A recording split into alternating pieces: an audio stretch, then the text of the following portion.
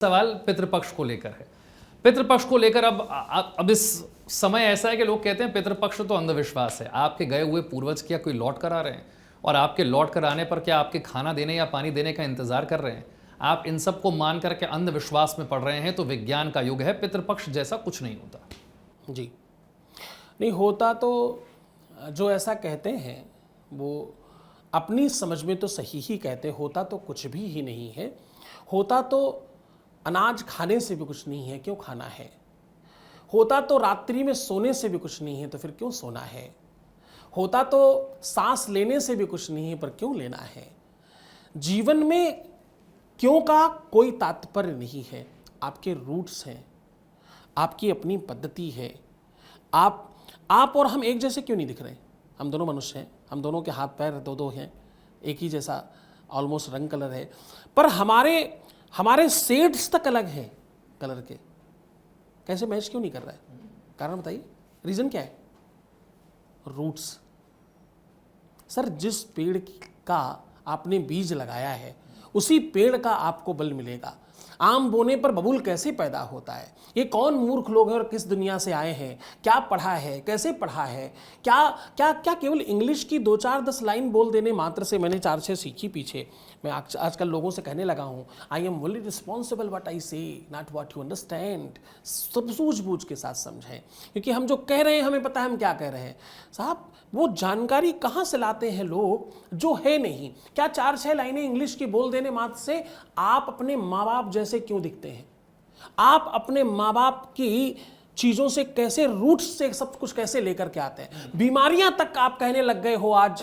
पहले तो हम तो सालों से कर रहे हैं, हम तो वर्षों से, हजारों लाखों सालों से इस बात को कह रहे हैं। आज आप भी कह रहे हो भैया वो जेनेटिक है, डीएनए से आई है। डीएनए क्या है आपका? ये क्या आप बातें कर रहे हो? ये कौन सी दतियानुसी बातचीत कर रहे हो? ये क्यों बोल रहे हो भाई? पेट के अंदर बच्चा सुनता है, बच्चा समझता है, बच्चे को सब समझ में आता है। क्यों कहने लगे? जब हम अर्जुन के पुत्र की बात कहते थे, अभिमन्यु की, तो आप कहते थे ये तो दतियानुसी है। साहब देखो, किसी भी बात का, किसी भी तर्क का जवाब आप शब्दों से नहीं दे सकते। सीखेगा वही, समझेगा वही जो समझना चाहता है, समझने की इच्छा जिसके अंदर है, प्रवृत्तिगत प्रेम है हमें। साहब, हम वो लोग हैं जो मिट्टी के 17 प्रकार के रसायन समाप्त हो जाने के बाद पत्थर बनती है, उस पत्थर में कुछ नहीं बचता, तब हम उसे भगवान बनाकर पूजते और हम इसमें कहते प्रकृति है, परमात्मा है, ईश्वर है मेरा। हम उस तत्व के वैज्ञानिक हैं जिस तत्व तक पहुंचने के लिए नासा को भी अभी 4000 साल और लगेंगे। इस दुनिया में 2000 साल के सारे धर्म हैं, हम लाखों वर्षों से हैं। कोई 5000 कहता है, कोई 25,000 कहता है, मैं करूँ लाखों वर्षों से हम ही हैं और हम ही रहेंगे। कारण क्या है कि हम केवल मनोवैज्ञानिक नहीं हैं, हम सिर्फ वैज्ञानिक नहीं हैं, हम केवल रिसर्चर नहीं हैं, हम ऋषि रिसर्चर हैं। हम प्रकृति को समझ कर रिसर्च करते हैं, हम प्रकृति से सीख कर रिसर्च करते हैं। हम वो सूझबूझ वाले लोग हैं और वो ढांढस बांधकर चुपचाप शांति से बैठने वाले हजारों साल तक लोग हैं कि हम 1000 साल तक तपस्या का मतलब मालूम क्या है? आपने कहानियां खूब सुनी होगी, इतने साल तपस्या की, मतलब क्या है?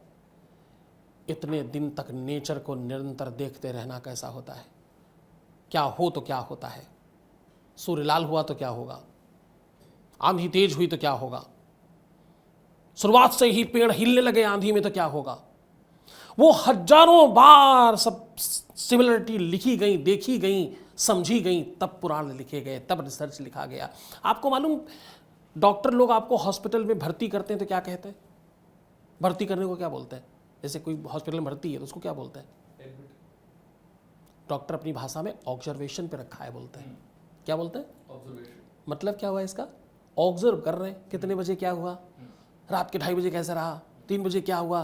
तो वो जो ऑब्जर्वेशन है वो हमारे यहाँ हजारों हजार साल का ऑब्जर्वेशन है। उस ऑब्जर्वेशन को तप कहते हैं, उसको ही तपस्या कहते हैं, वही साधना है। तो साहब, ये बहुत गहरा राज है। ये चंद दिन के वो बच्चे, दिन में कुछ और, रात में कुछ और, मम्मी कोई और, पापा कोई और, ऐसे कैसे जान पाएंगे? ये सब वर्णशंकर हैं ऐसी बात करने वाले। ये क्या है कि वो ब्रीड्स जब परिवर्तित हो जाती तो ऐसी बातें आती ही हैं। हमारे यहाँ भी ऐसा हुआ, हमने तो कथाओं में भी लिखा है। रावण क्या था? ब्रीड का परिवर्तन था।